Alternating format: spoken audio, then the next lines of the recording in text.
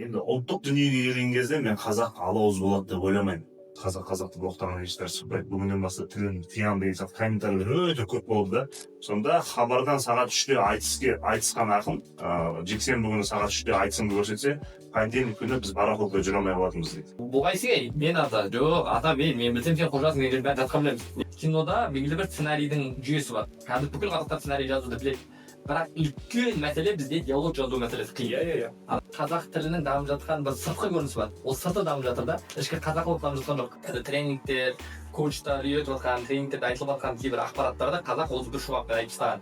Негізінде дінді де, дәстүрді де балаға ата-анасы үйретпесе, қоғамда үлкен проблема болады.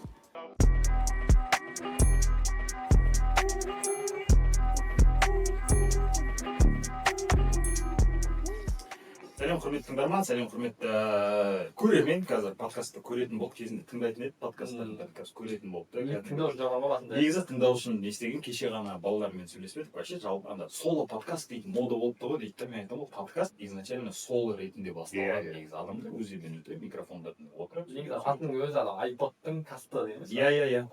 iPod-тың касты деп. Apple шығарған, Apple сен болмасаң не істер еді. Осындай формат, енді қазір осылай интервью, видео формат ретінде кетті. Мен өз басым постоянно айтамын осы подкастта андай қазіргі подкасттардың бәрі интервью қылып жіберген сұхбат ретінде. Кәдімгідей отырып Бала сырым қандай? осындай болады. Енді отырады да жауабын күтеді да келесі сұрағына қарап. Менде мысалы сұрақтар бар, бірақ мен сұрақтарды практически қарамаймын, отырып алып жаңағыдай осылай. Кеп қалса осы Сұрақтар қарамай жауаптар тыңдамаймыз. Ол да бар ол. Андай начинающий депутат. Ал баста екен достар. Вайпты көріп отырсыздар, вайп керемет болып жатыр. Осылай баста екен. Бүгін бізде қонақта таныстыруға қажет емес адамдар, бірақ енді таныстыра өтейін өткенді. Кім десе, мен танып тұрып, прикинь, спикерлер танымай қалып. Кім деген бірақ болып жатса, мына жерде Сырым мырза мен Жандабек мырза, қошеметтеріңіз. Давай еще адам шапалақтарыңыз болсаңдар. Ал бастайық, қош келдіңіздер. Подкастымыздың аты қоғам дауысы, жалпы қоғамдағы неше түрлі өзекті мәселелерді, сұрақтарды, жалпы өзіміздің ішіміздегі сұрақтар, сіздердің іштеріңіздегі бір айтатын сұрақтарыңыз, бірдеңелеріңіз болып жатса, жалпы қоғамға жеткізетін ой, пікірлеріңіз болса, осы жерде талқылауға дайынбыз. Ал бастайық. Бала сырымды осынадан бастайық. Ал жалпы енді айтыстың өкілдерісіздер. Қазір жалпы айтыс өнерінің қал жағдайы қалай. Енді Жүрсін ағамызды көрмеген көп біраз болып қалды. Енді қазір эфирден де көрінбейді, ешқай жерден көрінбейді. Жалпы осы айтыс енді өзіміздің көне өнеріміз. Енді оны жан-жақты қолдау керек дейтін сияқты. Мүмкін қазір бір айтысты модернизация жасау керек па дейтін бір ойларың болса, осы тақырыптан бастап жүрейікші. Қосыламын. Біз енді шынымен бәріміздің көкейімізде жүрген бұл уайымдап жүрген нәрсе бар. Негізі айтыс өнері Қазақстанда былай қарасаң кеңес үкіметінен кейін жойылып кетуі керек өнерлердің бірі сияқты еді ғой. Бірақ Құдай бақ беріп, біздің бағымызға орай Жүрсін ағамыз өзінің кезеңінде енді о заманның тик-тогі, о заманның хит телевидение, теледидар шығарып айтысы, кәдімгі сөйлесіп жүріп, бұзып жарып жүріп телевидениеге шығарды. Одан кейін ешкім тікпейтін байларды келістіріп жүріп, сындырып жүріп, мәшине тікті.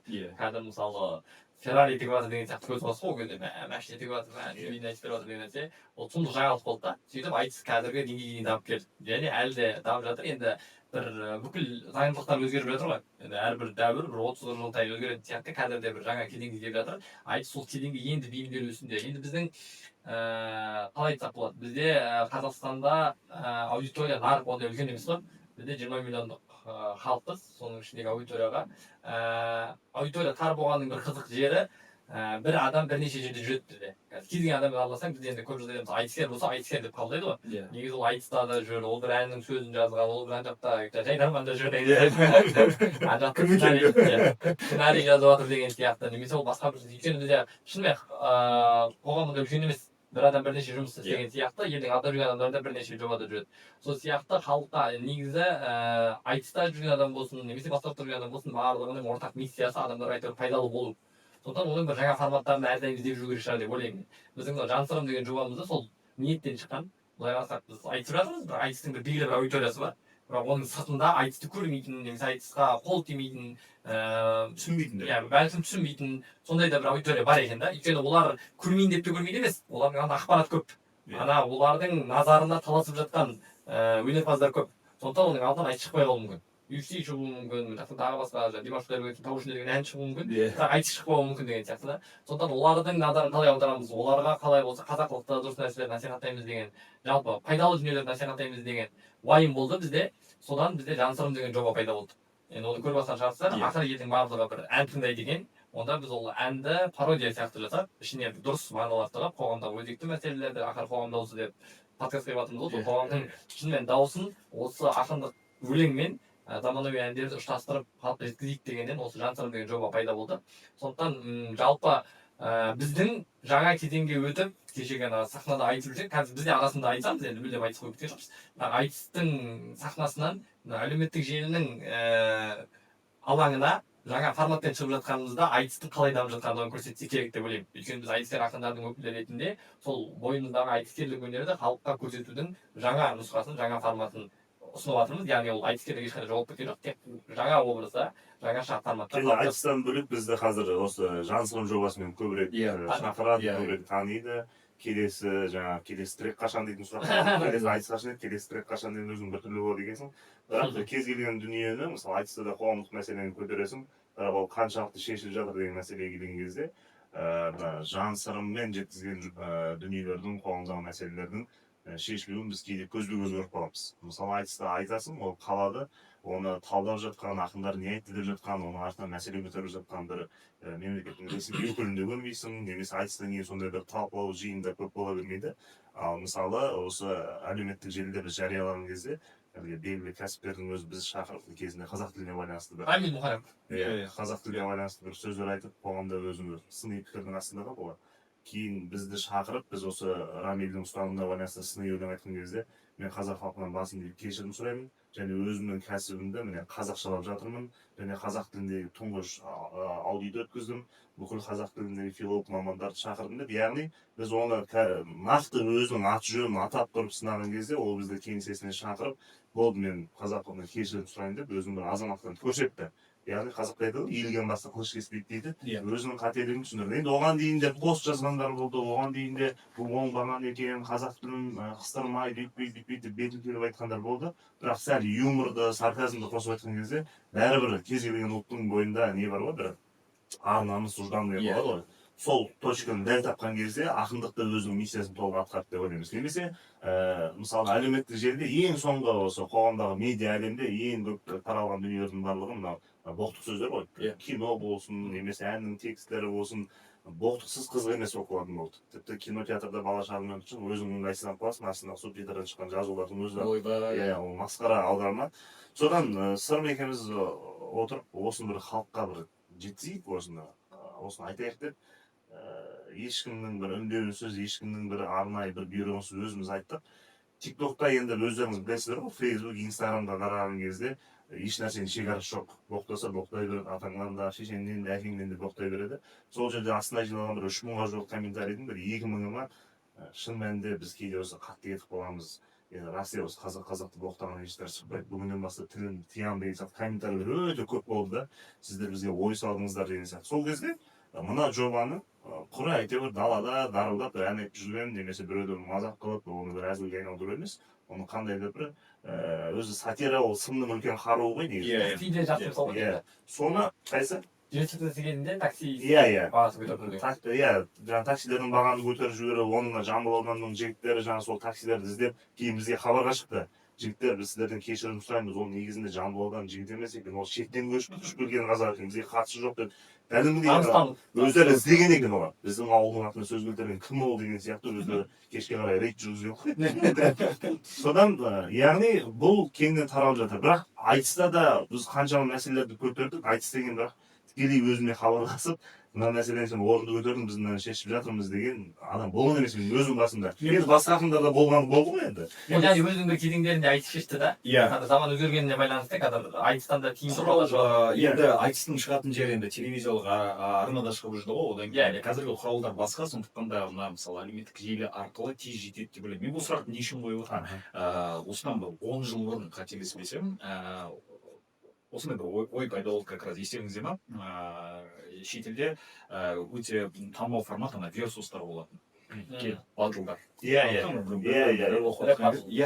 бізде алуа қонарова дейтін продюсер танисыңдар ғой иә сол кісі екеуміз бір мезгіл спорласып отырған кезде бір үлкен бір шешімге келдік та жалпы рэптің атасы қазақтар дегенге келдік неге деген кезде шынымен мысал ретінде айтыс ол сол заманның версусы ғой иә мысалы и ритм бар ритм береді текст бар кетті значит рэп батылдың атасы қазақтар деген бір үлкен шешімге келдік та екеуміз бір бірімізді құшақтап сондай бір үлкен мақтанышпен жүрдік шыны керек одан кейін енді мен мысалы мен орысша оқығанмын ойлау қабілетім бір мезгілдері әлі дейін мен ойлау қабілетім орысшада бірақ та мынандай жағынан ашиды ғой өзіміздің жаңа дәстүрлі нелерге өнерге былтыр үлкен бір сериал жасағанбыз тамаша театр туралы сериалдың мен продюсері болдым да сол кезде мен айтқаным сонда ұлттық жоба деңгейіне уже міне сол архивке дейін мемлекетті қорғайтын екі жоба бар екен совет үкіметі кезінде ойлаңыздаршы совет үкіметі кезінде қазақ тілін қысып жатқан кезде тамаша мен айтыс это қалай сақтап қалыпты ол ненің бәрін және де ол ұлттық кодты кодты сақтап қалды шыны керек себебі тоже мысалы тамашада жаңа күлкі сатира арқылы жаңа өзекті мәселелер жіберіп айтып та жіберді вот содан кейін бір 2015-2016 жылдары мен былай хабарласып жүрсін ағамен танысқанмын жүрсін ағамен таныстым да сол кезде мен ұсыныс ретінде тастағанмын аға осындай форматтар жүріп жатыр қазір версус сияқты көрейік бізде как раз оны бір телеарнаның несінде отырдық та бізде бірге солармен жұмыс жасап аға давайте көрейік осылай үлкен нен жинамай республика сарайын жинамай көрермен жинамай зеленка бар студия тұрайық шақырайық сіздің алдыңыздан өтемін в любом случае мен қазір хабарласа саламын тікелей негізі бірақ болмайды деп ол алдыңызда тыңдап маған ұрысқан бар енді ол кезде ол ұрысты да жаңағы айтты енді бұл өзінің қалыптасып кеткен форматы бар енді соның қазір мысалы қазіргі заманда қалай икемдейсің деп енді сосын сол жоба сол күйінде қалып кетті сосын содан кейін мысалы түбі келеді ау түбі келеді деп ойлап отырмын себебі ол түбі келуге дұрыс даже менің ойымша себебі енді менің көзқарасым былай да кез келген нәрсе даму үшін ол коммерциялық жоба болу керек яғни бизнес ретінде дамитын мысалы біздің алаш зиялылар дейміз ғой көп жағдайда біз алаш зиялылары деген кезде жаңағы елена қайратованың клипіне де қостық олар ойбай алаш зиялылар ахмет байтұрсынов әлихан бөкейханов деген зорлық көтереміз бірақ оларды біз саяси тұлғалар сияқты елестетеміз ғой көп жағдайда идеологияның тұлғалары сияқты бірақ жобаларда қарасаңыз олар кәдімгі трендтегі коммерциялық жобалар жасаған мысалы қазақ деген газет шығарған айқап деген журнал шығарған сол замандағы ең кәдімгі паблик сияқты барлық құралдарды ең өйткені сен ол газет шығару үшін сен оған инвестор тартасың қазақстандағы ең алғашқы жарнамалар қазақ газетінде шыққан сепаратордың жарнамасы деген сияқты соған шыққанда яғни бүкіл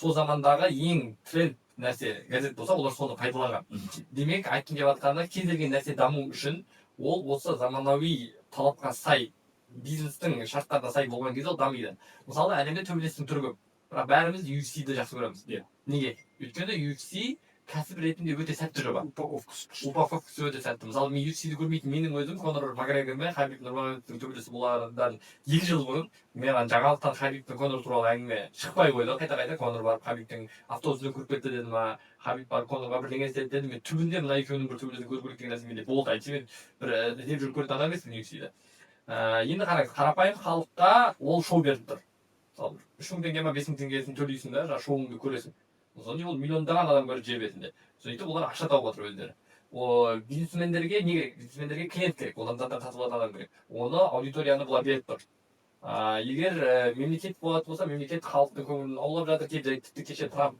билікке барардың алдында сол хабибке жолығып UFC-де оны өзінің электоратын жинайтын бір аудитория ретінде пайдаланды сол сияқты менің ойымша осы айтыс сияқты нәрселер қазақтың қай өнері дамысын десек ол осы бір халықтың арасына шығып ол тек қана әйтеуір мемлекеттен ақша сұрап соған ұйымдастырылатын емес, халықтың осы шынайы түрде жасалып көретін жаңағы қазір бізде стендап деген жоба бір мемлекеттік жоба емес, бір кішігірім істеп көріп отыр ғой, бір 30 адам шақырып алады да, Өзінің аудиториясы бар. өз аудиториясы бар дейді.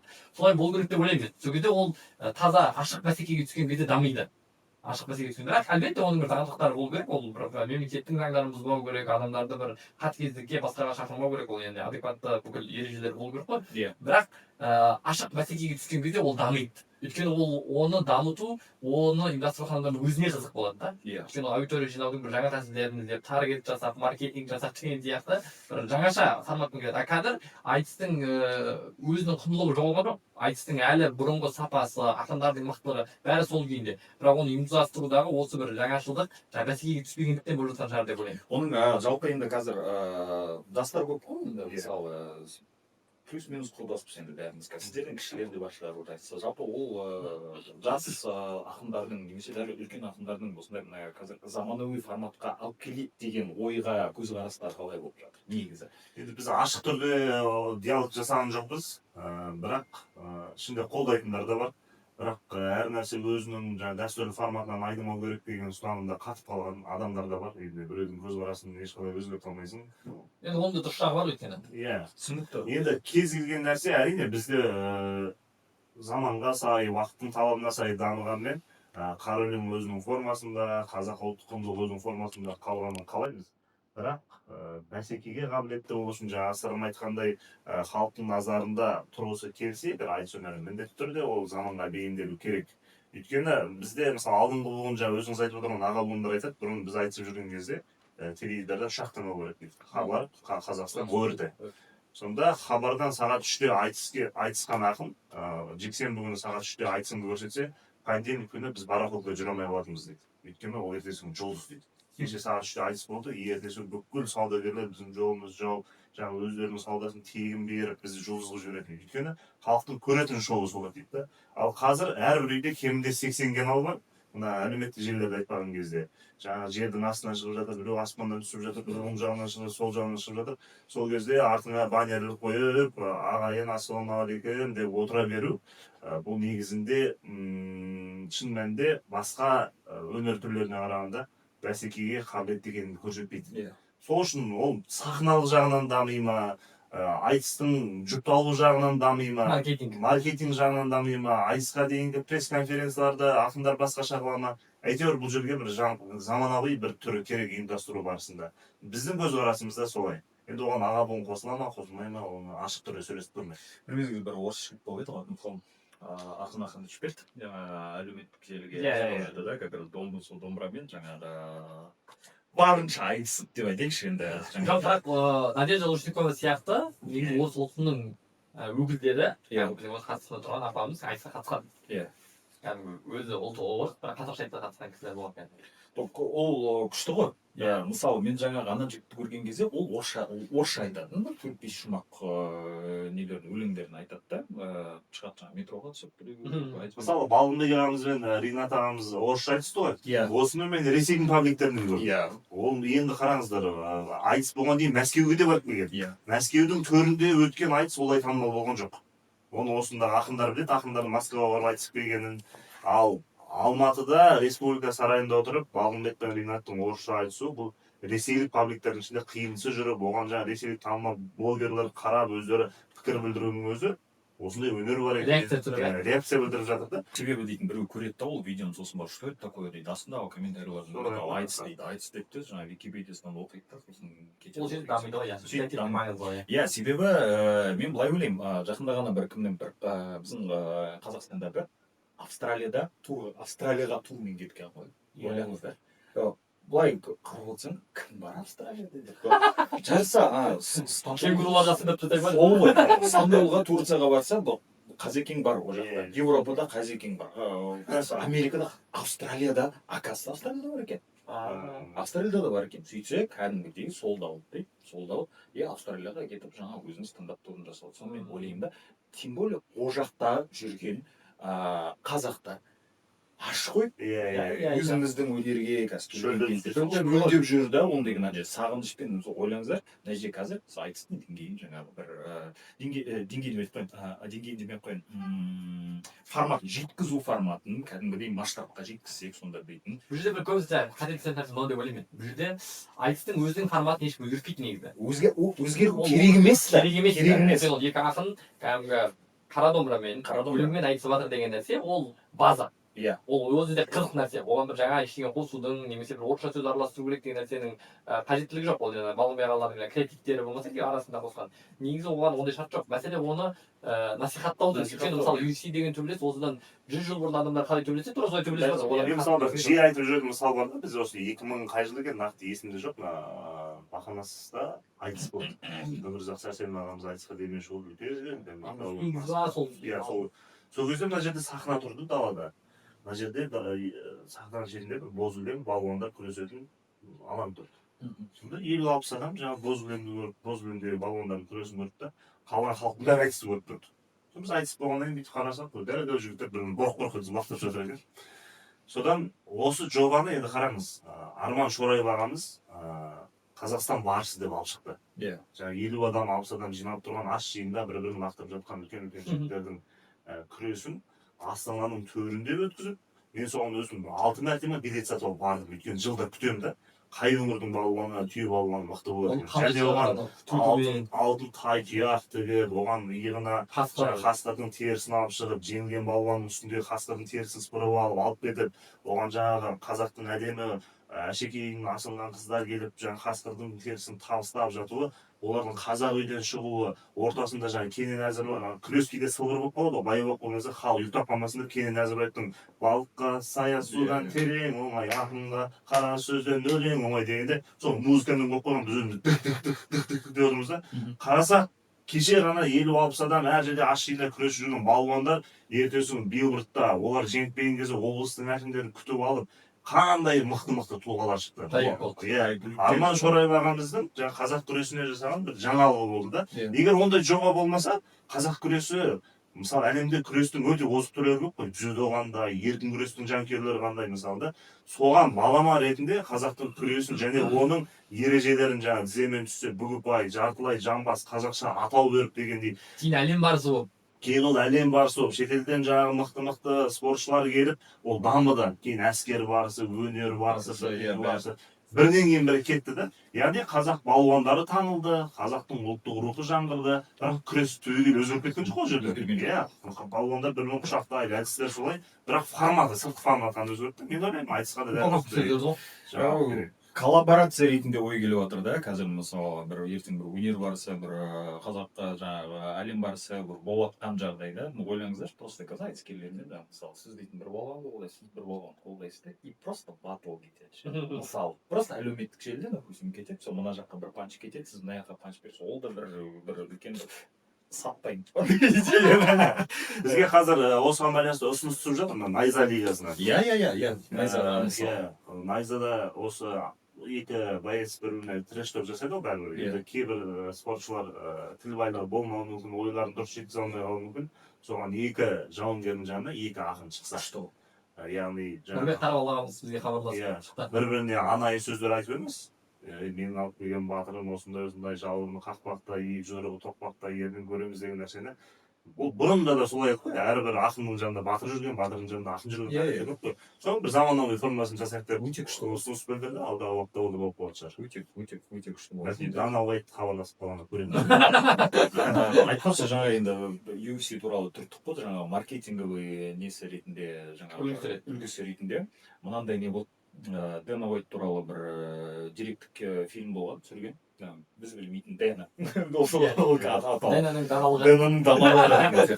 Мынандай жаңағы кабинетінде карта ілініп тұрады. Әлемнің картасы ілініп тұрады. Қай жерден жаңағы бір UFC-дің несі жауынгері шықты. Жоқ, өткізетін бе сонда. Мысалы, Америка. Туған жерім бар. Туған жері. Жаңағы флагтар ілініп тұр. Жаңағы Құрама Штаттарында осындай флаг, Австралияда осындай. И Қазақстанда ол кезде шалқаттан басқа ешкім жоқ. Яғни бір ғана мынандай маленький ту ілініп тұр. Анау да, оказывается, маркетинговый несі. Мынандай нен қарайсың да и ойлайсың да мен боец болсам ничего себе Да ну деп иә менде ана жерде енді менде боламын деп мысалы ол да бір үлкен мотивация хотя оған дым не берген жоқ андай фокус берген жоқ просто мынандай болса мен картамен тұр кабинетте дейді мен ананы көріп қалдым маған кәдімгідей намысыма тиді мен боец болған кезде мен барынша екінші өзімнің туым сол жерге келетін едім деген ой болып қалды ол да бір мынандай болса да бір маркетинг болып шықты енді жаңа айттық қой басында сіздер енді тіл мәселесін көтеріп жатсыздар енді жалпы қазіргі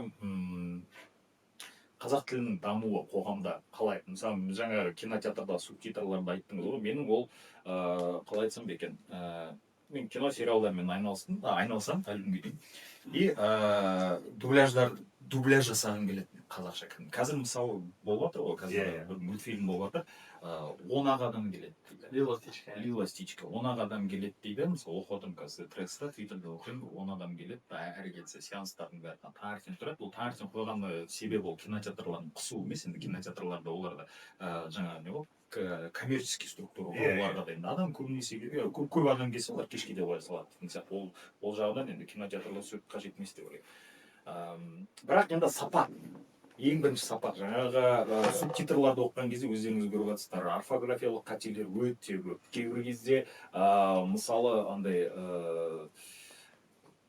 экранда былай деп жатыр аударылғаны вообще басқа мысалы потом кейбір естімеген сөздер қолданылмайтын сөздер бар деген сияқты біз балалармен бір топ энтузиасттарымыз бар солармен жаңағы жиналып бір мезгілдер не істегенбіз давайте неге біз тек қана әдеби дұрыс қазақ тілінде аудару керекпіз мысалы киноға деген сияқты мысалы человек паук туралы кинода ойлаңыздаршы бұл немене бәлес айтады алғыр бол сонда сен кім десең андай кішкене ана картинкамен сөздің несі жоқ байланысы жоқ дейді өмірден алса жалпақтатса мүмкін диалекттерді қолданса дейтін ойлар бар мысалы игра престолов көріп пе едіңіздер иә игра престоловта мен мысалы қатты бір арманым бар игра престоловта қазақша қыландырып дубляждап әрбір аймақта біздің аймақтың диалекттерін лақтыруға мысалы жаңағы старктардың характерлері мысалы батыстың жігіттеріне ұқсас па олар жаңағы не зат қой шеш бол шеш қандай деп сөйлесін мына жақтар там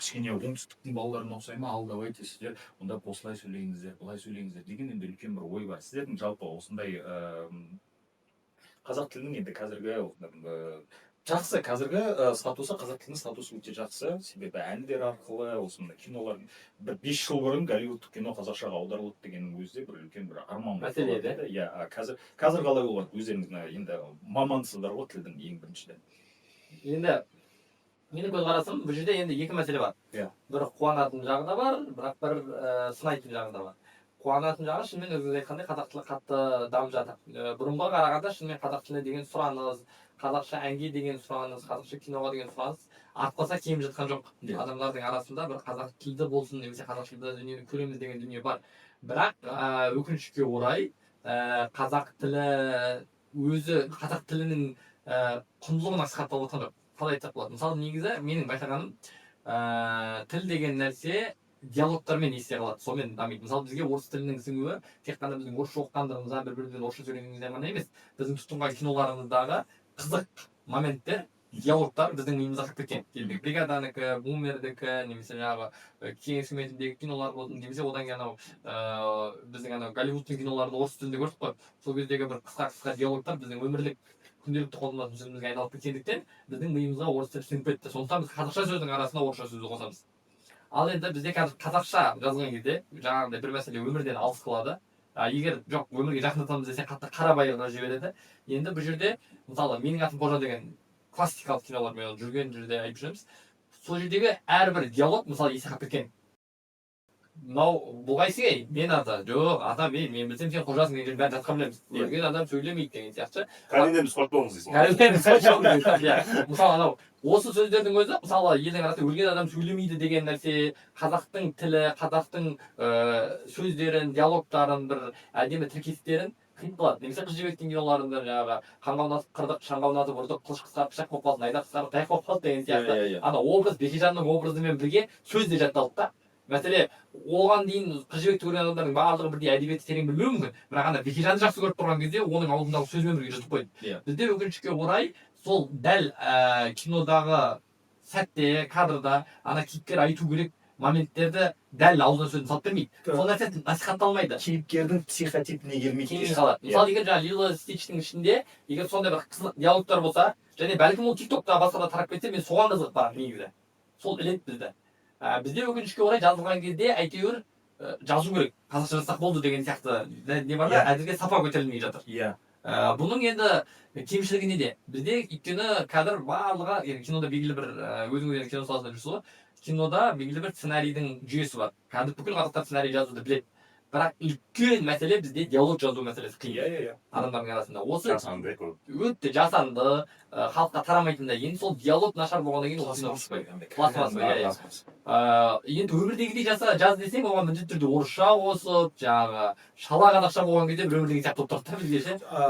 Андай болды. Мысалы жаңағы жайдарман деген шығады мен. Мысалы мен былтыр мен жайдарманға бір чемпион боламын немесе жайдарманға қатысамын деген бір бала арманы болған жоқ негізі. Сол жақтағы ұсыныспен шығып кеттік қой, бірақ менің мақсатым осы дұрыс құндылықтарды, соның ішінде осы қазақ тілін насихаттау болды. Сондай әзілдердің ортасында біз мысалы бір қазақша сөзді айтып, арасында оның орысша аудармасын айтып, сондай әзілдер болды да. Балымбек да айтқызып, қоймалжың деген деген сияқты. Өйткені мақсатымыз осы қоймалжың деген сияқты бір кейбір сөздер біреуді мақтап тұрған сөз ғой қоймалжың деген, бірақ соның өзі адамдардың арасында тарап кетсе екен деген ниет болды. Мен айтқым келіп жатқан кез келген бір жобада, кез келген неде осындай бір сөз болса да адамдарға сіңіріп отырсақ, тіл солай дамиды сияқты. Себебі мындай не болды жаңағы психотипке байланысты. Веном бар ғой. Веномның бір сахнасын біз қазақшаға дубляждап шығарғанбыз. Ана көрсеңіздер, екінші Веномның несінде мен көрдім ғой мысалы. Екінші Веномда ана келеді да, жаңағы неге шіркеудің ішіне келеді, ана екеуі үйленейін деп жатыр, жаңағы мына Веном келеді, қашып кетеді. Ана он говорит, ты меня лақтырып кеттің ба? Да, ты что меня оставил? Да, это же красный. Да, нам надо валить, типа, орысша айтады. Желаю счастья молодоженам, но мы сваливаем, да, например. И мен соны айтамын, давай аударайық. Маған тіке нелер аудармашылар әкеліп берді. Я говорю, бақыт жас жұбайларға бақыт тілейік дейтін не пойдет. Я говорю, давай дос мұқасанды әндетіп жіберсін деп. Ойлаңыздаршы, Веном. Это же красный, қызыл қақпас қой. Қызыл қақпас па дейді. Жас жұбайлар құтты болсын, тойларың, бірақ біз кетеміз дейді. Мысалы, мен сол кезде айтамын, мен әлгінге деймін да, менде мурашка кәдімгі тіркелеп, мен айтамын, осындай нәрселер көп қой бізде. Былай тығып жіберсек, қазақыландыру, тікелей қазақша аудару емес, қазақыландыру еще ол персонаждар. Себебі, мысалы, мен енді ана Marvel комикстарды қатты қараймын, мысалы. Менталитетке жақындату, орыстардың, мысалы, андай несі бар, ана Тор персонажының, жаңа бір неге келген кезде, Златовласка дейді. Тікелей ағылшынша аудармасын қарасам, оригинал вообще ол сөз емес. Просто тиіседі дейді. Бірдеңе тиісіп қалады, бірақ Златовласканы, Golden Hair, там еще что-то, ондай жоқ вообще. Сөйтсе, оны оказывается орыстар өзінің мәдениетіне сай, жаңа, бізден алып андай ақбас дей салады ғой, например, тікелей Златовласка десе, ақбас, арбас дейміз да, басқаша аударса. Қазақ тілінде жазушысының айтқан сөзі бар, ұмытып қалыппын, аудармаға қатысты. Нақты кім екені есімде жоқ, бірақ айтады, мысалы, аударма деген дейді, орыстың құмырасына қазақтың оюын салу емес дейді.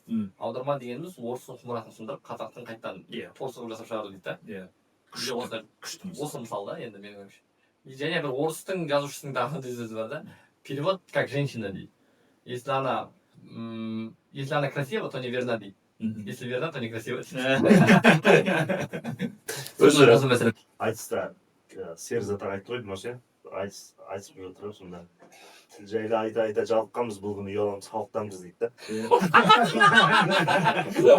Дейді, тіл туралы айтып дейді да. Кеше тілі жобасын қойын деп бастап отырмыз, соның алғашқы екі жолында күліп отырмыз ғой. Жалпы подкаст бола ма, кино бола ма, өзім жалпы қазақ тілін жақсы меңгергенмін дейтін азамат өте қазір қоғамда әрқайсысы белсенді болу керек деп ойлаймын. Өйткені білмеймін неден екенін, құлдық сананың белгісі ма, әйтеуір орыс тілді маман болса, солар әлдеқайда бір бас биік сияқты көрінеді бізге. Өйткені неге мысалы орыс тілді адвокат жалдасам, сотта қалайда жеңіп шығатын сияқты болып тұрамын. Немесе қазақ сварщиктен гөрі орыстың сварщигінен мықты жасап кететін сияқты болып тұрады ғой. Бәрімізге сондай бір сана эстонияға барсақ қатты белгілі. Сергей жақсы жасайтын сияқты болып тұрады дегендей.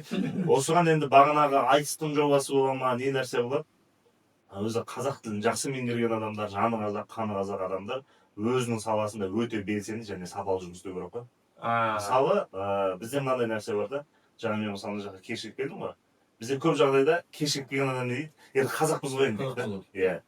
Біз 7-те басталатын нәрсені 8-де бастаймыз, қазақпыз ғой енді. Кез келген жаман нәрсені қазақ десең өзіңе тиеді. Кешігіп келсе қазақ. Енді келсек та енді пара беруді біз қазаққа тағап жүреміз да. Тіпті Келсек та қазақпыз ғой деп ше. тойға шақыру келеді ғой. Иә. Мысалы 18:00-да, значит 9-да Иә. бастайды деп сол кездегі Яғни бүкіл әйтеуір екінші сатыда тұратын немесе жаман сапасыз нәрсенің барлығын өзіміздің ұлтпен байланыстырамыз да. Сол адамдар тіпті пара беруге дейін келсек та көкем қазақ болсын. Не болды қазақ болсын?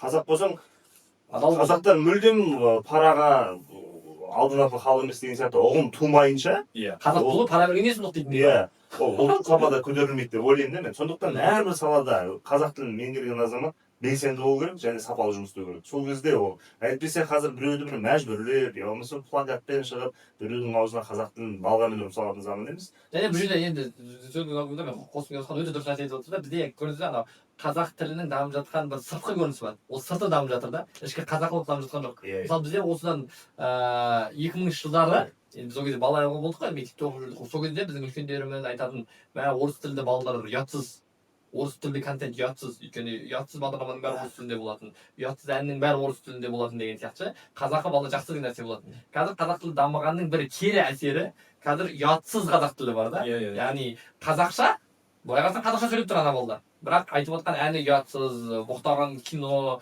бірдеңе. Былай қарасаң қазақ тілінің дамығанның пайдасы ма, зияны ма деп ойлайсың да оның ше.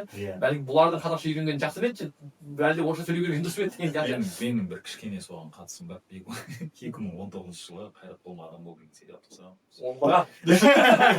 Жоқ, ол жаңағы ойы шыны керек басқаша ол жаңа сіз айтпақшы. Көрсетеміз да. Бірақ ол деген көрсету ол жаңа мынаның бәрін қайталаңдар емес, айналайындар, сіздер сырттан осылай көрінесіздер. Осыны жақсы емес, көрсеткіңіз ниеттеріңіз дұрыс кері әсерін беріп қалды. Иә, өкінішке қарай кері әсерін беріп қалды. кешірейік, жарайды. Енді қазақ тілі, қазақ әдебиеті, ой, қазір дейтін үлкен мәселе. Мысалы мен дүкендерге барам, кітап дүкеніне барам, жаңағы даже осындай уже бір сөз тіркесі бар ғой. Не істейміз дейді, кітап дүкеніне барсақ, Абайдың кітабынан басқа кітаптар.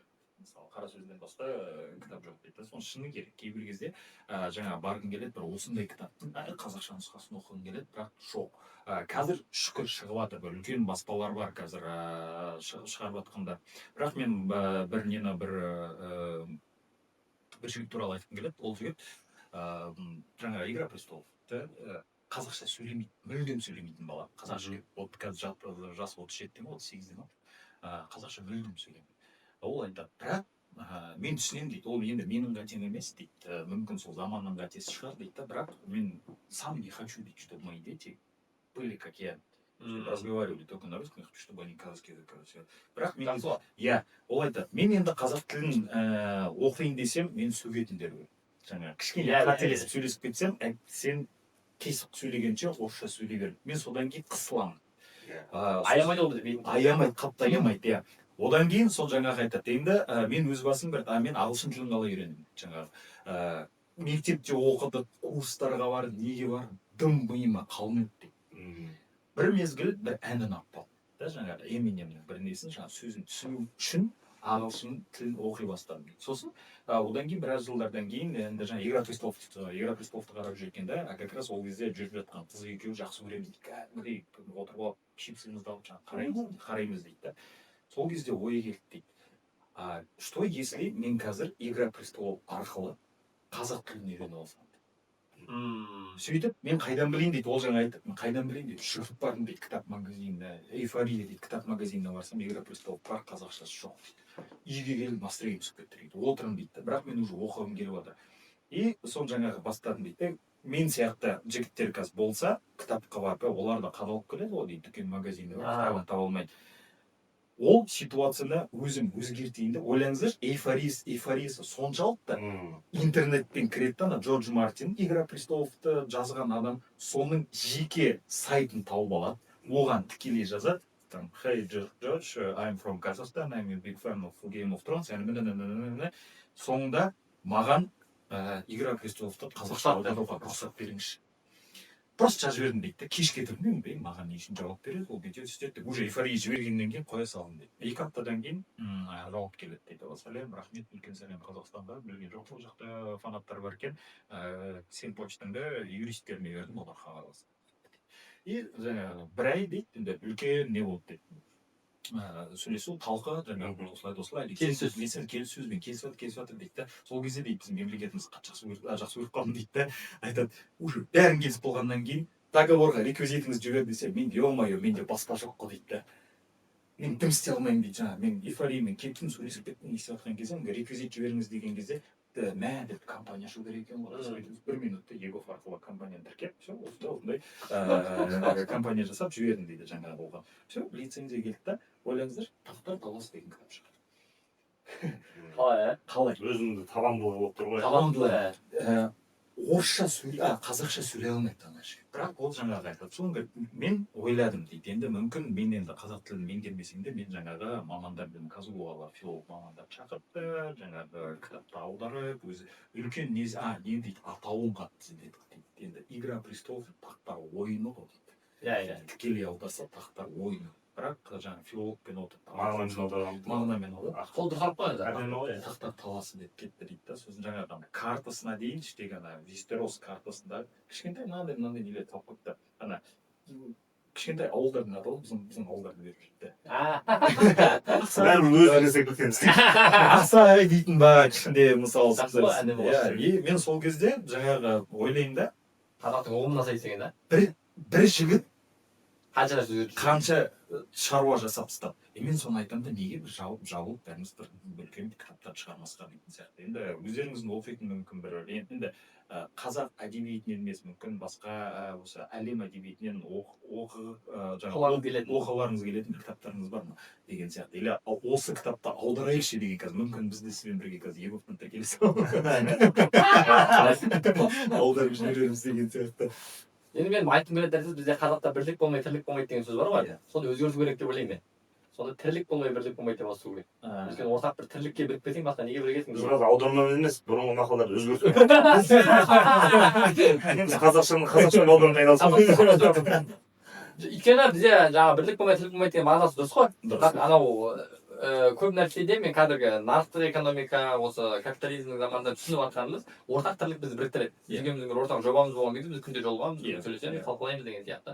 Сол сияқты жаңағы неге біз бәріміз жабылып аудармасқа деген сияқты нәрсе, мына сіз бір күшті мысал айттыңыз. Яғни бұдан бір кәсіп жасауға болады, бұны сатуға болады, бұның аудиториясы бар деген нәрсе болған кезде, яғни о баста әңгіменің басында айтып жатырмын, кез келген нәрсе коммерцияға айналған кезде, кез келген нәрсе экономиканың заңдылықтарына сай болған кезде ол дамиды. Сондықтан қазақ тіліне деген сұраныстың туындауы, заманауи жаңағы шетелдік кітаптардың қазақша болуы деген нәрсе осы қазақ тілін дамытуға үлкен үлес қосады деп ойлаймын. Енді бізде қандай кітаптар оқисыздар, қандай не қылсыз деген кезде біз солай болып қалды. Біз бала кезден енді мен өзім Астанада өстім. 2 жасымнан Астанада өстім. Сөйтіп орыс тілінде өте жақсы білдім. Біз Абай атамыз айтады ғой, тура тілде кісіні дейміз орыс дейді. Сонда мен енді қазақша дүниелерді өте көп оқыдым. Орысша дүниелерді өте көп оқыдым. Мен бір орысша ақпарат қабылдаудан қиналмаймын негізінде. Енді ағылшын тілін ондай терең білмеуім мүмкін, бірақ орысша ақпараттан қатты қиналмаймын. Бірақ шыны керек жаңағындай мұқтаждық болмағандықтан, бәлкім маған жаңағы Игра престоловты оқу арқылы қазақ тілін үйренемін деген сияқты сұраныс болмағандықтан бекен осы нәрселерді қазақшаға аудару керек деген нәрсе менде бір болмапты. Өйткені біз оны өз түпнұсқасында жаңағы орыс тілінде немесе басқа тілдерде оқи алғандықтан ондай болмапты. Бірақ қазір қолдан келгенше сол орысша кітаптарды аударуға тырысып жатырмын. Жақында мен өзім былтыр Зов души деген кітап болды. Халыққа пайдалы. Соны қазақшаға мен аударып шықтым. Жан қалауы деп аударып шықтық. Енді мен мысалы өзім Астанада тұрдым 10 жылдай. Содан осы Астанадан Алматыға ауысып келуіме бірден себеп болған кітаптың жобасы болды. Неге дегенде біз осы халыққа айтыс өнерімен, сөз өнерімен танылғаннан кейін бізге 2 күннің бірінде тіпті жаңағы үлкен лауазымда тұрған адамдардың өзі хабарласып, мен осындай бір маңызды жиналысқа бара жатыр едім, мен осылай сөйлеуім мәтінді дайындап берсеңдер, немесе қандай да бір жоба қорғайын деп жатыр едім деген сияқты сұраныстар өте көп болды. Сосын жалпы біз 6-шы сыныпта, 5-ші сыныпта қолымызға домбыра алып шыққаннан кейін көп ата-аналардың бізге қоятын сұрағы да, өтініші де мен де баламды ерте елдің алдына шығарғым келеді, бірақ балам қысылады, қазақы бала ұяң болады, ұялшақ болады, осыны қалайсыздар, қалай өзі шын адамды аудитория республика сарайында өздеріңізден үлкен домбыраны қалай айтып отырсыздар, осыны қалай жеңуге болады деген сияқты. Осы нәрсемен көп айналысып жүргеннен кейін маған жаңа белгілі кәсіпкер Қуаныш Шоңбай мен Дархан Шоңбайдан осындай ұсыныс түсті. Негізінде өйткені ол кісілер осы кәсіпке байланысты, заманауи психологияға байланысты кітаптар шығарып жүрді ғой. Негізі шын мәнінде осы қазақ тілі риторикаға байланысты, осы көпшілік алдында сөйлеу өнеріне байланысты қазақ тілді кітап жоқ дейді. Бізде қандай? Дау шешеді дана сөз деген сияқты, айтып бүйтіп айтыпты, Қазыбек би осылай бір жер дауын жесір дауын осылай шешіпті деген әңгімелер өте көп дейді. Бірақ оны біз мына заманда қолданамай жатырмыз дейді да. Өйткені өзімізде қаншама тренингтер өткіземіз, қаншама адамдардың алдына барамыз, шын мәнінде осы қазақ аудиторияға жағатын, қазақ аудиториямен қалай сөйлесуге болады деген нәрседе бізде кітап жоқ шын мәнінде дейді да. Соны осы Алматыда жаңағы меломандар басқа кітаптардың дүкендерін аралады да. Сөйтіп сол кітапты маған жазғызды. Сен жалпы аудиториямен қалай дайындаласың, ұзақ мәтіндерді қалай жаттайсың, немесе тез арада жаңағы импровизацияны қалай дамытасың деген нәрсені. Сөйтіп кітаппен дайын болған кезде оның кітаптың атауында Қуаныш Шоңбай өзі қойды, бұл кітаптың атауы сөз менеджменті болады деді. Яғни менеджмент басқару болса, сен сөзіңді басқару арқылы аудиторияны басқара аласың деген сияқты. Осы қазақ тіліндегі көпшілік алдында ораторлық өнерге байланысты бірінші кітап болып шықты. Енді қазір ол 2019-да ма 2020-да шықты. Әлі үндейді менен сұрайды сол кітапты. Бар ма, қаншама осы лауазымда тұрған кісілердің өзі жаңағы жиналысқа бара жатырмыз деген сияқты үлкен септігі тиіп жатыр, көмегі тиіп жатыр. Неге дегенде біз сол жаңағы кітап, өзіңіз айтқандай кітап дүкендеріне барған кезде шетелдік көпшіліктің алдында сөйлеп жүрген адамдардың методикасын, олардың ұстанымын оқып көріп, біздің ұлттың болмысына мүлдем келмейді. Мен айтамын, енді ол мұхиттың ар жағындағы эксперт былай тұрсын, қазір батыстың қазағы мен оңтүстіктің қазағын бір дастарханда бірден тіл табыстырып жіберу өте қиын бізде. Ал енді ар жақтан сөйлеп тұрған адам ол қалай біздің ұлтқа келетіні бар, келмейтіні бар. Сондықтан осыны талдап саралап біздің ең алғашқы дүниеміз осы кітапқа байланысты, тілге байланысты аударма деген тақырыпқа келген кезде біздің ұсынған дүниеміз осы болды, сөз менеджменті. Енді қазір биыл бұл кісі енді сөз менеджментін жатса, биыл мен енді өзінің тарапынан қазақша IQ деген кітап шығарып жатырмын. Ол кітаптың атауы жадырбай ғой. Өйткені бізде қазақша сөйлеу деген мәселе жолға қойылып келе жатыр, бірақ енді қазақша ойлау, қазақыландыру деген мәселе бар ғой. Сол мәселені шешу керек деген түсінік болды. Бізде мысалы қазір кетілген анау қазір коуч қаптап кетті, тренинг қаптап кетті, Европаның қатты батысшы болып кеттік, батыстың білімін алып жатырмыз, оның барлығымыздың ата бабамыз айтқан дейді ғой. Сонда не айтқан десе білмейді да бірақ. Соны біз зерттей келе қазақтың осы қара өлеңі деген нәрсе бар, қазақта қара өлең деген нәрсе бар. Қара өлең деген авторы жоқ өлеңдерде бір шумақ өлең. Бұл қара деген сөз тек қана түсті білдірмейді, бұл негізгі деген мағына білдіреді. Яғни сіздің қанша үйіңіз болса да қара шаңырақ деген ол негізгі шаңырақ. Қара су қарадан негізгі тармақ. Сол сияқты қара өлең деген қазақтың идеологиясы, философиясы жазылған өлеңдер. Мысалы әлемдегі неше түрлі тренингтер, коучтар үйретіп жатқан, тренингтерде айтылып жатқан кейбір ақпараттарды қазақ осы бір шумақпен айтып тастаған. Соны бір заманауи білімдермен тәпсірлеп жазып шықтық. Қазір сол қазақша ойлануды үйренемін дейтін кітап болса, оларға осындай кітап ұсынып жатырмыз. Күшті. Қазіргі уақытта, осы қазіргі заманда біз енді үлкен кісілерді білмеймін, жастарды біріктіру керекпіз. Қалай да болса біріктіру керек. Қазір бірақ та уже андай жан-жақты бөлініп кеткендер көп. Орыс тілді, шала қазақ, қаланыкі, ауылдікі, ана аймақтікі, мына аймақтікі, кіші орта, ұлы жүз, дінде емес, ішпейді, шекпейді дейтін сияқтылар. Соны мысалы енді жалпы осының бәрін енді жаспыз ғой, примерно құрдаспыз бәріміз. Соны біз жастар болып не істеу керекпіз? Жалпы осы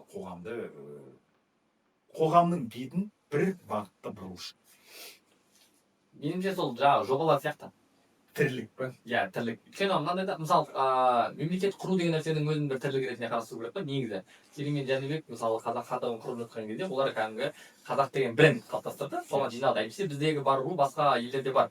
Мысалы, Әзербайжанда жаңағы жалайырлар бар деген сияқты, өзбектердің арасында наймандар бар деген сияқты, ауғандардың арасында қоңыраттар бар деген сияқты. Яғни, иә, ол басқа өзі бір замандарда қыпшақ даласы деп атады бізді. Яғни біздің кез-келген рудың ұлт болып кететін потенциалы болған. Бірақ барлығы бір қазақ деген брендтің астына жиналды ғой енді. Енді Мұхтар Мағауиннің кітабында айтады, Алтын Орда құлаған кезде 3 қазақ хандығы құрылған дейді. Біреуі жаңағы Кавказдың территориясында, біреуі Ресейдің территориясында, біреуі біздің қазақтың даласында. Осы қазақтың даласындағы қазақ хандығы атып кетті. Біздің даламыздағы қазақ хандығы атып кетті, ол мықты мемлекет болды. Енді олар өздерінің миссиясын атқарды, мемлекетті құрды, қазір ортада қаншама тәжік сенімдер өтті, біз қазір тәуелсіздік алдық қой. Енді біз түсінуіміз керек, жаңа сіз айтқандай, әркімнің өзінің экономикасының даму мәдениетіне байланысты. Біз қазір бәрібір мың жерде Европаға кетсең де, басқа кетсең де өзің басқадан өтпейсің. Сол қазақ болып қаласың. Енді сол өзіңе сай даму үшін соған сен мықты жетістікке жететін орта қалыптастыру керек. Сен бәрібір жалғыз өзің ештеңе істей алмайсың. Саған жақсы орта болмаса, саған егер сен бір тірлікпен біліммен айналысамын десең, саған спонсор болатын адам керек.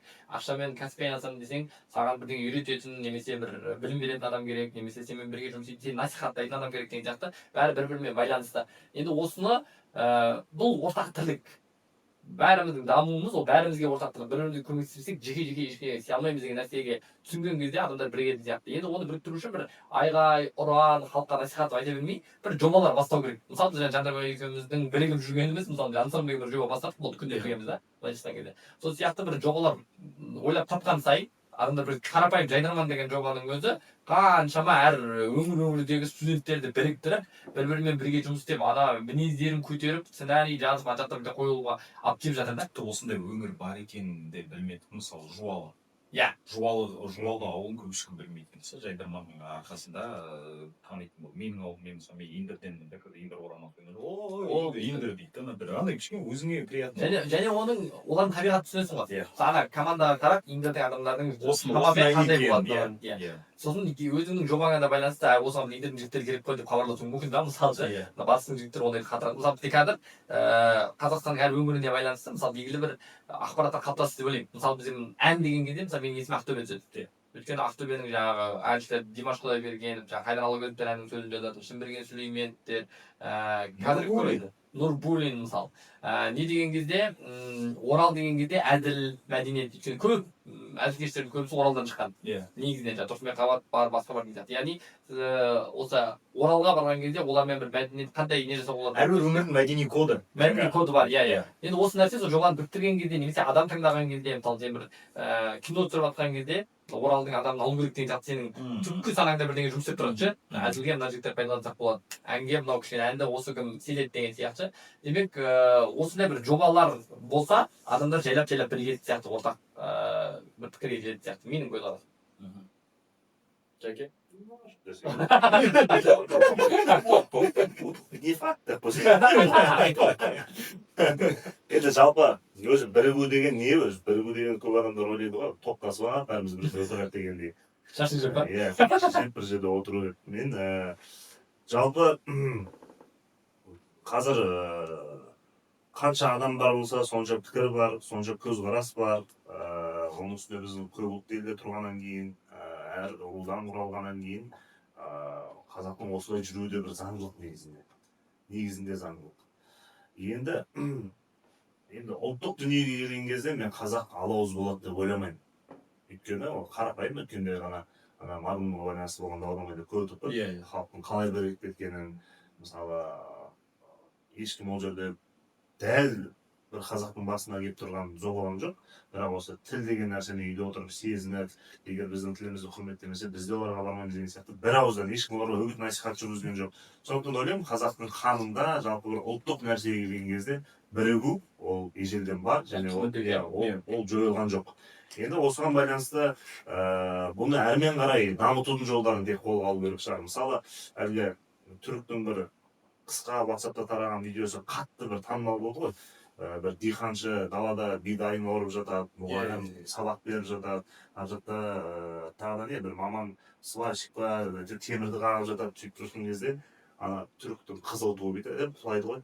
Сол кезде ана жақтан диқаншы, мына жақтан мұғалім, мына жақтан сварщик бәрі бір тудың астына қарай жүгіреді да. Туды көтеріп сөйтіп өрмелеп барып беткен кезде ана ту қайдан орнына келеді ғой. Бір-бірінің үстіне шығады да. Дәл сол сияқты қоғамда әркім өзінің жұмысын жасап жүре береді. Мен оның жұмысына бармаған немесе оның жұмысында жарнамалай қоймаған, мен оны қолдамайды деген сөз емес. Әркімге тілектеспіз, бірақ ұлттық мүддеге келген кезде қазақ ол бастан бірігеді, ауызбірлігі бар. Осыны тереңірек жаңағы ұлттық кодты оятып жіберетіндей роликтер бола ма, осы нәрсе көп насихатталу керек сияқты. Ол ән арқылы, ол кино арқылы, ол медиа әлемде бола ма, осы нәрсе күнделікті насихатталып тұрса, түріктің ондай болуында заңдылығы бар, ешқашан құлдық көрмеген үлкен империя, және аттап кеткен жерінде қызыл ту, көшеде түріктің әні, ол енді ондай болмасқа оның құқы жоқ болды ғой енді. Сол сияқты идеология ол көшеде 24/7 ол жүре беру керек. Біз келе жатырмыз оған. Қазір Иә. кезінде мысалы үлкен ана кафе, бір ойын сауық орталықтарында андай Егор Криттің әндері жүреді. Иә, Қазір шүкір. Иә. Қазір кәдімгідей біздің жас әншілеріміздің әндері дейтіндер. Соны ойлаймын, сол насихаттарды әрмен қарай тоқтатпай жүргізе берсе, қазақ ұлттық нәрседе бәлбек қалып деп ойлаймын. Ұлттық құндылықтарымызды қазір кейбір шатастыратын адамдар да қазір мысалы біздің енді дін мәселесі түрткім келіп жатыр кішкене. Себебі мысалы жанымнан шығған бір домбыра ойнауға болмайды. Әуелі домбыра дінге не емес. Соған деген көзқарастарыңыз. Жалпы не бірінші тұру керек? Дін ба, ұлт па? Бұл өте провокациялық. Өте негізі екеуі бір-біріне қарама-қарсы қоюға болмайды. Болмайды. Өйткені енді мен біреу емес, мен Нұр-Мүбарак университетінің дінтану магистратурасын бітірдім. Ресми дін туралы сөйлеуге құқығы бар адамызда. Сұрақ сізге болды. Дін деген нәрсе жалпы кез келген нәрседе енді менің бірінші мамандығым тіл маманы, одан кейін дін маманы болып тұр ғой. Екеуін байланыстырсақ, кез келген нәрсенің бірінші сөздік мағынасына қарау керек та. Дін деген нәрсе араб тілінен тұрған кезде дін деген сөз араб тілінен тұрған кезде жақындау деген мағынаны білдіреді. Яғни сіздің Құдайға жақындау құралыңыз.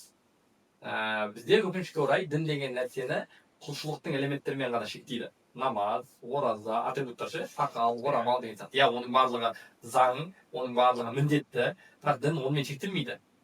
Бүкіл адамзаттық ұстаным ол діни ұстаныммен бір. Ұлттық құндылықтар діни құндылықпен бір. Мысалы біздің қазақ дінді бір ауыз сөзбен түсіндіріп тастаған. Қалай? Қазақ айтады. Дін деген нәрсе негізі дүние мен ақыреттің ортасында ақыретті таңдау ғой.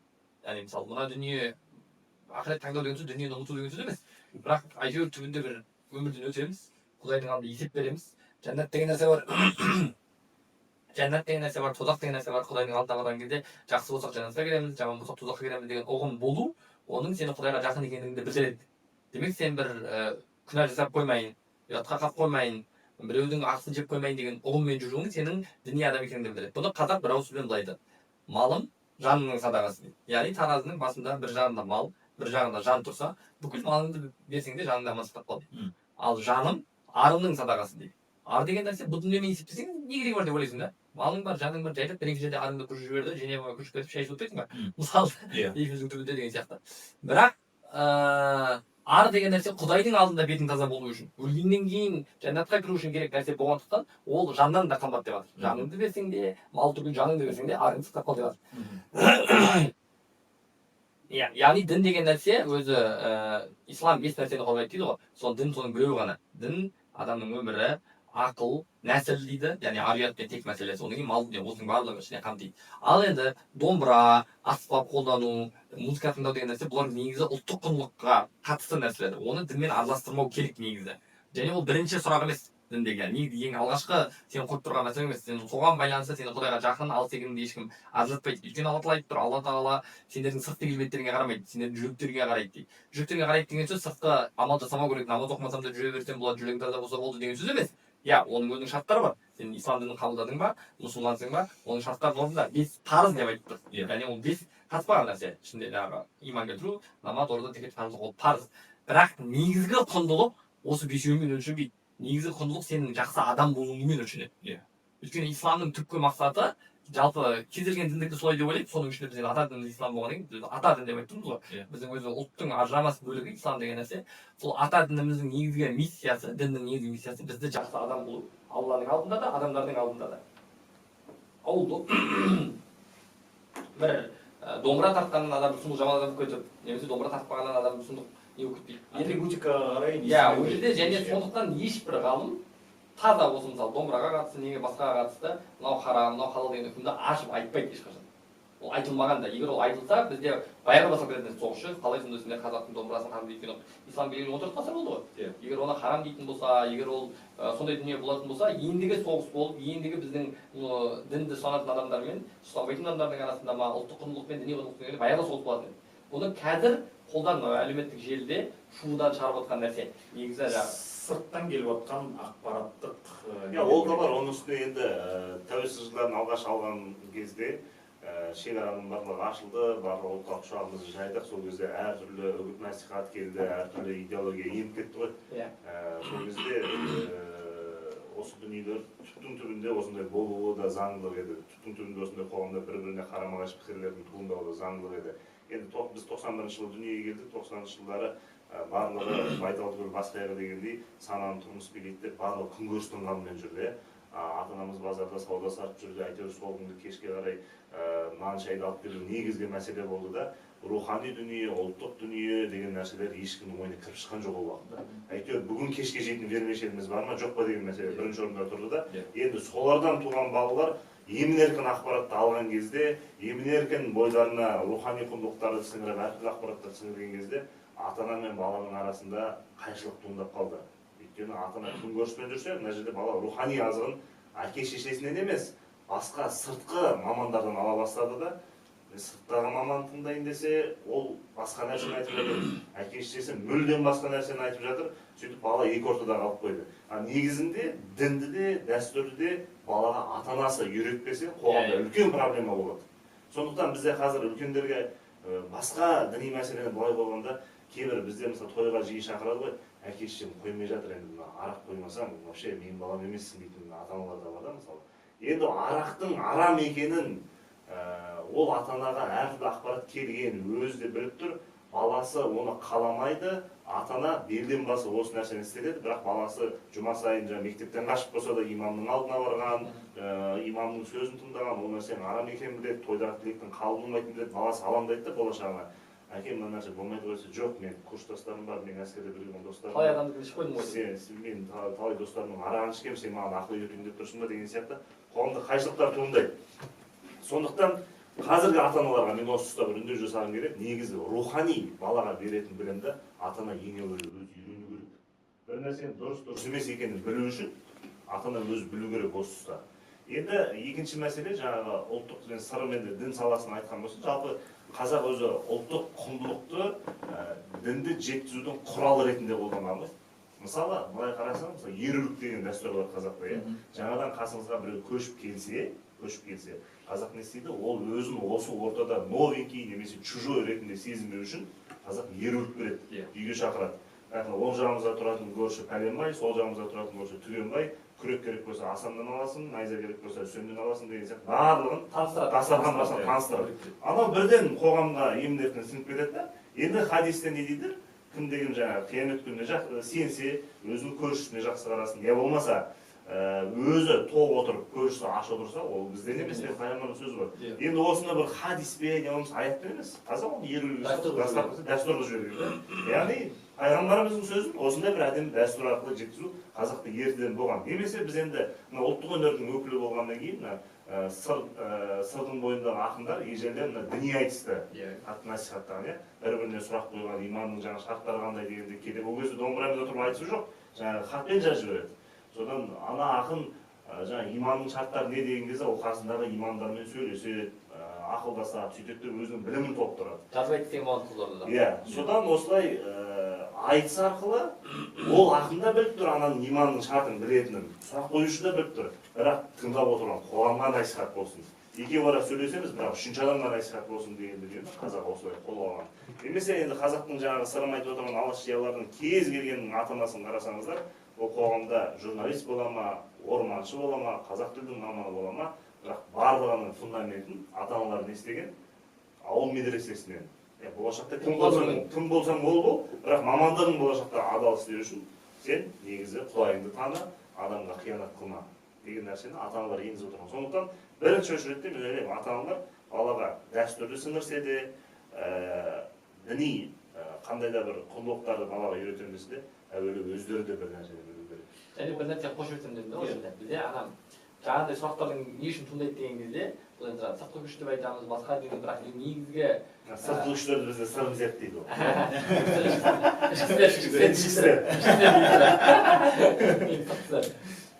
Сыртқы күш дейміз, басқа дейміз, бірақ адамның назары негізгі мәселеден қосымша нәрсеге аударатын сияқты. Мысалы, ең ұлы кітап, діннің негізі ол Құран. Құранда негізгі мәселелердің бәрі айтылған, ашық. Мысалы, Аллаға серік қоспа деген аяттар бар, яғни діннің басы содан басталады. Ата-анаға қарсы келме деген нәрсе, ата-анаға туф деп айтудың өзі дұрыс емес. Туысқанмен қарым-қатынасыңды үзбе деген мәселе ашық айтылған.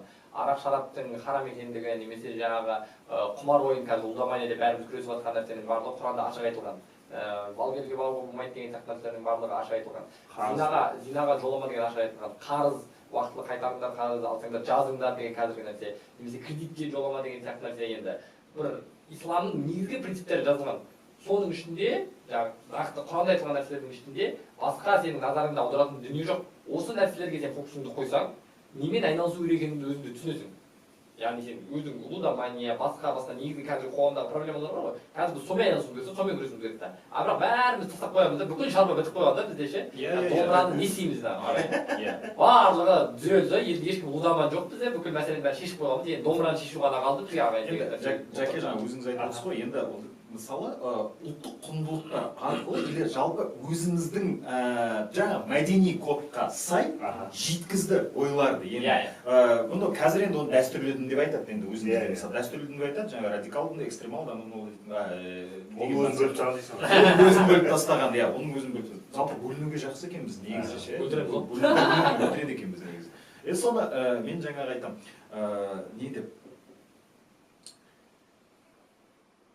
енді діннің де жалпы несі жаңағы барлық жазылған, айтылған заңдылықтары жалпы адамзаттың адами құндылықтар, иә, жасауға парыз дүниелерді. Жаңағы біздің қазақта жаңағы өзінше жеткізген, соны мен айтамын, кейбір кезде неге деп мысалы отырып бөлінеміз қайтадан. Мынау болмайды, мынау жаңағы енді мысалы Құранда тікелей ата-анаңа қарсы бірақ қазір андайлар көп қой, мысалы ата-анасы намаз оқымайды, баласы оқыса ата-анасын кәпір санайтындар бар. Мысалы ондайлар да бар да, сонда ол дейтін негізі енді дінге қандай қатысы бар деген сияқты. Ол проблема дінді дұрыс түсінбеу. Енді бір қысқаша бір айтып жібереміз жаңа неде. Қарапайым ғана жаңа мен сөздің мағынасына мән беріп отыратынбыз ғой. Дін негізі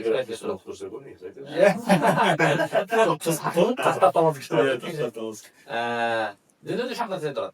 Ислам, иман, ихсан деген, ислам деген бұл түбірі екі сөзден шығады. Біреуі сәлем дейді, бірі ғалымдар силм дейді. Сәлем деген бейбітшілік деген мағынаны білдіреді.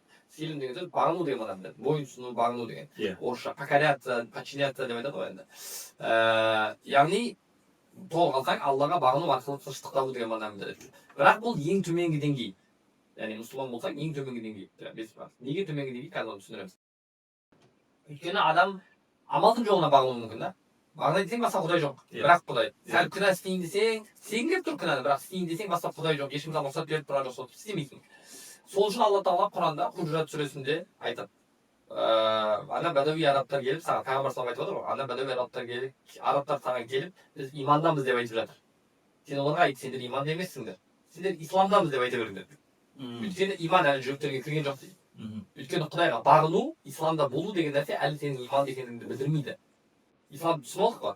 Енді екінші деңгей, одан жоғарырақ деңгей, иман деген деңгей. Иманның түбірі әмана деген сөзден шығады. Ол сену деген мағынаны білдіреді.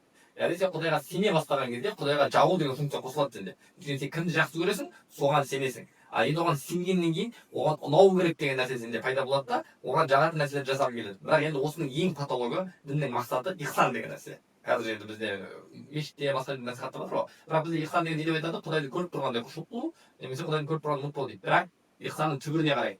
Ихсанның түбірі хасан деген сөзден шығады. Хасан деген сөз жақсы деген сөз, көркем деген сөз. Яғни ихсан жақсы істеу деген сөз да. Сонда мұсылман деген бағынған адам болды. Покорившийся, мумин деген сенген адам, уверовавший деп айтады орысша. Мұхсин деген красавчик деген сөз ғой. Біздің тілде айтқандай красавчик деген сөз. Енді адамдардың бәрі кім болғысы келеді өмірде? Красавчик болғысы келеді. Қалай красавчик боласың сен?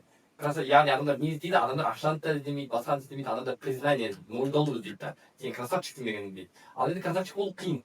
Өйткені әркімнің красавчик туралы ұғым әртүрлі. Мысалы, сен ата-анаңның қандай красавчик болу үшін, қандай жұлдыз болсаң да, атақты болсаң да красавчик емессің сен. Сен ата-анаңның қадірін білген кезде, ол жұмсаған кезде шапқылап жүрген кезде ғана красавчиксің. Бала-шағаңның алдында красавчик болу үшін сен қандай жұлдыз болсаң да, онымен 2 сағат ойнамасаң красавчик емессің. Әйеліңнің алдында красавчик болу үшін сен әйеліңе көңіл бөлмесең красавчик емессің, оған қыдырмасаң, оған комплимент айтпасаң деген сияқты. Ал енді халықтың алдында красавчик болу басқаша деген сияқты. Әрқайсысының өзінің шарты бар. Жұмыста красавчик болу үшін жұмысты дұрыс істейтін, таңертең ерте келетін, кеш қайтатын адам болу керек деген сияқты, еңбекқор болу керек деген сияқты. Шарттар бар. Енді осылай, осының бәріне үлгеру, осының барлығында, бүкіл қоғамның барлық жерде красавчик болу мүмкін ба, мүмкін емес пе? Мүмкін емес сияқты ғой. Мүмкін емес. Негізі мүмкін деп жатыр. Бізге ислам бұны мүмкін деп үйретеді. Біз бірақ мүмкін емес деп ойлаймыз. Неге мүмкін емес? Өйткені біз шаршаймыз. Энергия жетпейді.